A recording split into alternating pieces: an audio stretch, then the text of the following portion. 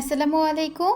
আমি সেতু বলছি গাজীপুর থেকে। বাংলাদেশি ব্লগার মম সেতু চ্যানেলে আপনাদেরকে আরও একবার স্বাগত জানাই। কাছে এবং দূরে, দেশ এবং দেশের বাইরে যে যেখান থেকে আজকের এই ভিডিওটি দেখছেন বা দেখবেন, সবার সুস্বাস্থ্য কামনা করে আমার আজকে এই ভিডিওটি শুরু করছি। ভিডিওটি শুরু থেকে শেষ পর্যন্ত আমার সাথে থাকার অনুরোধ করছি। আশা করছি ভিডিওর কোনো অংশ, কথা বা কাজ আপনাদের কাছে একটু হলেও ভালো লাগবে। তো আজকে ভিডিওটা চা বানানো থেকে স্টার্ট করেছি। তো এখানে 1 কাপ চা বানিয়ে নিয়েছি। তো চা খাওয়ার পরে দেখা যাচ্ছে আমি একটু ঘুমিয়ে গিয়েছিলাম, আর ভিডিওটাও ছিল দুপুরের একটা ভিডিও। তো এদিকে এই যে দেখেন আপনাদের ভাইয়ের কাজ, আমি ঘুমিয়েছি আর সে নতুন সংসার পেতে বসেছে। তো উঠে দেখলাম, তো মেজাজটা গরম হয়ে গিয়েছিল যে পুরো ড্রয়িং রুমের অবস্থাটা খুব বেশি খারাপ করে ফেলছে। তোকে আমি বলতেছি যে একটু সময় ঘুমাইছি, এর মধ্যে তুমি সংসার পাতিয়ে বসেছো। তো সে আমাকে তখন বলল, তুমি তো অসুস্থ, তাই নতুন সংসার পাতানোর জন্য চেষ্টা করছি। তো যাই হোক, এই যে আমার পাখিগুলাকে আলাদা করে দেওয়া হয়েছে, তাদের নতুন সংসারে তাদেরকে দিয়ে দেওয়া হয়েছে। তারা এখন ওদের মতো করে চুটিয়ে প্রেম করুক। এই বাসায় আসার পর আমার পাখিগুলাকে ঠিকঠাকভাবে রাখতে পারছি না, কারণ বারান্দাতে রাখলে দেখা যাচ্ছে যেহেতু টানা বৃষ্টি হচ্ছে, মাঝে মধ্যে বৃষ্টির পানিতে ওরা ভিজে যাচ্ছে। সেই সাথে বাইরে ঠান্ডা থাকার কারণে অনেক সময় ঠান্ডায় জমে যায়। বাসা পরিবর্তনের সময় এই খাঁচাগুলো একটু ভেঙে গেছিলো, সেটি আপনাদের ভাইয়া ঠিক করে ওদেরকে হাড়ি দিয়ে ওদেরকে রেখে দিয়েছে। আর এই তো বারান্দায় এনে এদেরকে সেট করে রেখে দিয়েছি। সরি, এটা কিন্তু দুপুরের ব্লগ ছিল না, এটা সকালের একটা ভিডিও ছিল। তো ওদেরকে খাবার পানি সব কিছু দিয়েছে। তো একটু চেক করতে আসছি যে পাখিগুলো আছে কিনা। একটা পাখিকে না দেখতে পেয়ে ভেবেছিলাম সে হয়তো বা উড়ে গেছে, পরে দেখলাম হাড়ির ভিতর থেকে বের হয়েছে। তো যাই হোক, তখন দেহে প্রাণ ফিরে এসেছে। আর এই যে এখানে 3 জোড়া পাখি আছে, যারা এখনও বাচ্চা পাখি, যারা অ্যাডাল্ট তাদেরকে আলাদা করেছি। আর এদিকে গাছগুলাকে পানি দিয়ে দিচ্ছি। ছাদের গাছগুলাকে পানি দিতে না হলেও এই সাইডে যে গাছগুলো রাখছি এদেরকে পানি দিতে হয়, কারণ এই রোদ, এই বৃষ্টি, তো সব মিলায় বাহিরের ওয়েদারটা ছিল এই যে এরকম, না ছিল রোদ না ছিল বৃষ্টি। এরপরই হঠাৎ করে ঝিরিঝিরি বৃষ্টি আজকে সারাদিনই পড়েছে। তো এর মধ্যে একটা ভিডিও আপনাদের সাথে শেয়ার করছি, যদিও বা আজকে এই ভিডিওটা খুবই ছোট। যারা যারা ভিডিওটি দেখছেন কিন্তু একটা লাইক দিতে ভুলে গেছেন, প্লিজ একটা লাইক দিয়ে ভিডিওটা কন্টিনিউ করবেন। আপনার একটা লাইক আমার এই ভিডিওটা আরও আপু ভাইদের কাছে পৌঁছাতে সাহায্য করবে। এতে করে আপনাদেরকে সাথে নিয়ে আমার এই চ্যানেলটা একটু একটু করে সামনে এগিয়ে যাবে। তো যাই হোক, এদিকে বেশ কিছু থালাবাটি জমে গেছে রাতের সকালে, তো সেগুলো এখন ক্লিন করে নিব। তো আরেকটা কথা বলে নিচ্ছি, চ্যানেলে নতুন হয়ে থাকলে চ্যানেলটি সাবস্ক্রাইব করে পাশে থাকা বেল অপশনটি প্রেস করে অল অপশনটা সিলেক্ট করে দিবেন। এতে করে আমি যখনই ভিডিও আপলোড করব নোটিফিকেশান পৌঁছে যাবে আপনার কাছে, আর আপনি আপনার সময় সুযোগ করে কিন্তু দেখে নিতে পারবেন। আপনারা অনেকেই আমার এই রান্নাঘরটাকে অনেক বেশি পছন্দ করেছেন।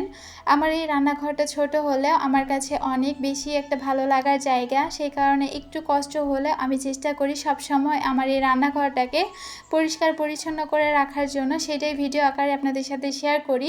জানি না আপনাদের কাছে কেমন লাগবে, তবে আশা রাখছি যে আপনাদের কাছে ভালো লাগবে। এখন এই চ্যানেলটা আমার বর্তমানে যেহেতু নতুন স্টার্ট করেছি, তো চ্যানেলটা নিয়ে আমার অনেক বেশি স্বপ্ন আছে, আর আমি চাই সেই আপনাদেরকে নিয়েই আমার স্বপ্নগুলো আস্তে আস্তে পূরণ করার জন্য। এইটা যে আমার মেন চ্যানেল এমন কিন্তু না, আমার আরেকটা চ্যানেল আছে যেটা আমার মেন চ্যানেল, আর এটা আমার সেকেন্ড চ্যানেল। আপনারা চাইলে আমার ওই চ্যানেলে ভিজিট করে আসতে পারেন, আমি লিঙ্কটা কমেন্টে পিন করে দিব, আপনারা সেখান থেকে সরাসরি আমার ওই চ্যানেলে ভিজিট করতে পারবেন। আপনারা অনেকেই আছেন ভিডিও দেখেন, পছন্দ করেন, কমেন্ট করেন, কিন্তু সাবস্ক্রাইব করতে ভুলে যান। প্লিজ এটা করবেন না। আপনি ভিডিও যেহেতু দেখেন, তাহলে আমার ভিডিও আপনাদের ভালো লাগে বলেই দেখেন। সেই ক্ষেত্রে অনুরোধ করব, প্লিজ সাবস্ক্রাইব করে তারপর ভিডিওটা দেখবেন। এতে করে আমার এই ছোট্ট চ্যানেলটা একটু একটু করে সামনে এগিয়ে যাবে। এতে করে আমার অনেক বেশি উপকার হবে। আপনাদের সাথে কথা বলতে বলতে বেসিনটাও কিন্তু ওয়াশ করে নিয়েছি, সেই সাথে আশেপাশে কাউন্টার টপটা সুন্দর করে ক্লিন করে নিচ্ছি। আর দেখা যাচ্ছে বেশিরভাগ সময় ক্লিন রাখতে হয়, কারণ আমার রান্নাঘরে প্রচুর পরিমাণ পিঁপড়ে আসে। সেই পিঁপড়ার জন্যই দেখা যায় যে ময়লা করে রাখতে পারি না বা মেসি রাখতে পারি না, কারণ এখন যদি দেখা যাচ্ছে কিছু একটা পড়েছে, সেটা যদি পরিষ্কার না করি, একটু পরে এসে দেখব সেইখানে পিঁপড়ার দলবল নিয়ে চলে আসছে, আর সেইগুলো দেখা যাচ্ছে ছাড়াতে গেলে আমার অবস্থা খারাপ হয়ে যায়।